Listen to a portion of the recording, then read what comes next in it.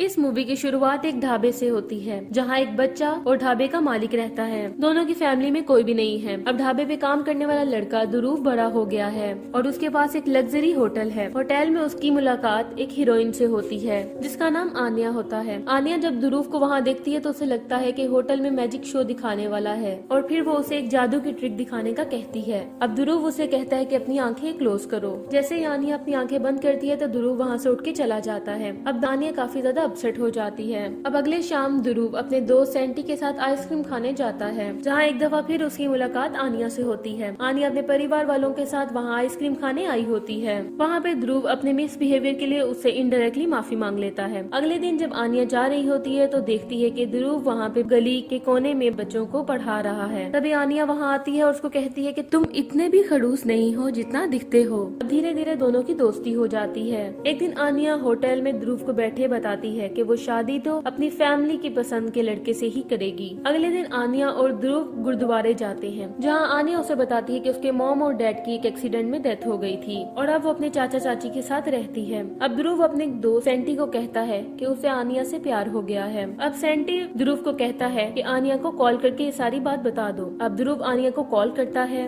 और वो कॉल करके उसे कहता है कि कल मुझसे मिलो, लेकिन आन्या उसे कहती है कि वो कल नहीं मिल सकती क्योंकि कल उसे देखने के लिए लड़के वाले आ रहे हैं। फिर अगले सुबह ध्रुव और सेंटी आन्या के घर जाते हैं। आन्या के डॉक्टर पिता को देखते ही सेंटी बीमार होने का नाटक करने लगता है और आन्या के पिता के क्लिनिक में इलाज के लिए चला जाता है। ध्रुव छुपके से आन्या के रूम की तरफ जाता है और वहाँ एक गिफ्ट रख के चला जाता है। उस गिफ्ट में वो एक प्रपोजल मैसेज भी रखता है। अगले दिन आन्या वहाँ पहुँच जाती है जहाँ ध्रुव गरीब बच्चों को पढ़ाता था और वो सबके सामने उसे किस करके उसका प्रपोजल एक्सेप्ट कर लेती है और सब बच्चे तालियां बजाने लगते हैं। अब आन्या ध्रुव को उसके मम्मी पापा से मिलवाने के लिए कहती है, लेकिन ध्रुव की फैमिली में कोई नहीं होता। ध्रुव अनाथ है। अब सेंटी शादी के मामलात के लिए ध्रुव को शादी राम के पास लेकर जाते हैं जो कि शादी के लिए माँ बाप को भेजते हैं, लेकिन ध्रुव को और सेंटी को वहाँ कोई भी ढंग के माँ बाप नहीं मिलते। थक हार के वो प्रेमी चाचा से मिलने जाते हैं जिसके ढाबे पे वो काम करते थे, लेकिन वो मना कर देते हैं। अब वहाँ पे उन्हें एक बूढ़ा आदमी मिलता है जो कि कहता है कि अगर तुम लोगों ने लेके जाना है तो उसके बचपन के प्यार डिप्टी कसिक को ले आओ। अगर वो आ गई तो वो जरूर जाएंगे। अब ध्रुव और सेंटी उनके घर जाते हैं। पहले तो वो आने को राजी नहीं होती, लेकिन ध्रुव और सेंटी के इसरार करने के बाद वो आने के लिए तैयार हो जाती हैं। अब प्रेमी चाचा, डिप्टी कसिप, ध्रुव और सेंटी सब आन्या के घर जाते हैं जहाँ प्रेमी चाचा काफी ज्यादा इमोशनल हो जाते हैं और अपने बचपन के प्यार डिप्टी को प्रपोज कर देते हैं, जिसपे आन्या की फैमिली थोड़ी नाराज हो जाती है। लेकिन जैसे ही बात सदाई तक पहुँचती है तो आन्या के फैमिली वाले कहते हैं कि शादी में आपको अपना पूरा खानदान बुलाना होगा,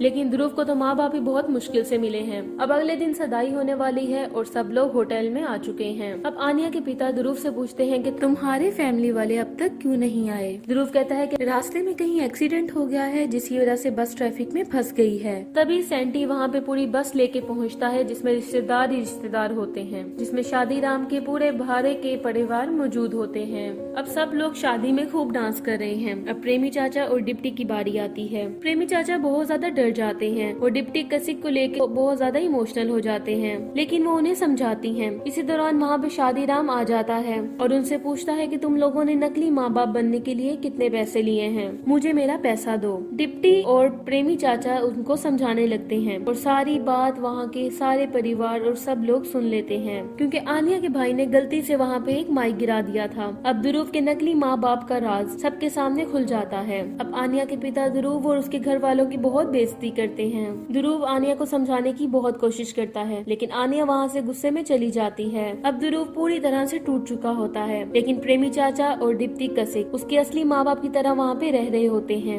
एक दिन प्रेमी चाचा और डिप्टी कसिक आन्या के घर जाते हैं, लेकिन आन्या के पिता वहाँ पे उनकी बहुत बेइज्जती करते हैं और कहते हैं कि आन्या की शादी होने वाली है और आप लोग जरूर आइएगा। अब वो लोग वहाँ से चले जाते हैं। उसी रात आन्या की बहन उसको बताती है कि ध्रुव के माता पिता यहाँ पे आए थे, लेकिन उनके माँ बाप ने उनको वहाँ से बेइज्जत करके निकाल दिया। अब आन्या की बहन उसको कहती है कि उसे ध्रुव से ही शादी करनी चाहिए। अगले दिन आन्या का होने वाला हस्बैंड उसे अपने साथ घुमाने के लिए लेके जाता है और कहता है कि शादी के बाद हम लोग कनाडा शिफ्ट हो जाएंगे और इसके लिए उसने अपने माँ बाप से भी बात कर ली है और वो बताता है कि उसके माँ बाप वहीं रहेंगे और वो दोनों कनाडा चले जाएंगे। तभी आन्या उसे गाड़ी मोड़ने के लिए कहती है और उसे उसी जगह ले जाती है जहाँ ध्रुव बच्चों को पढ़ाता था। वो अपने होने वाले हस्बैंड से कहती है कि एक जादू देखोगे, अपनी आंखें बंद करो, और उसके बाद वो ध्रुव से तक शादी करने के लिए कहती है और ध्रुव के साथ स्कूटर पे बैठ के फरार हो जाती है। फिर फाइनली दोनों की शादी हो जाती है और इसी के साथ ये मूवी एंड हो जाती है। Thank you so much for watching.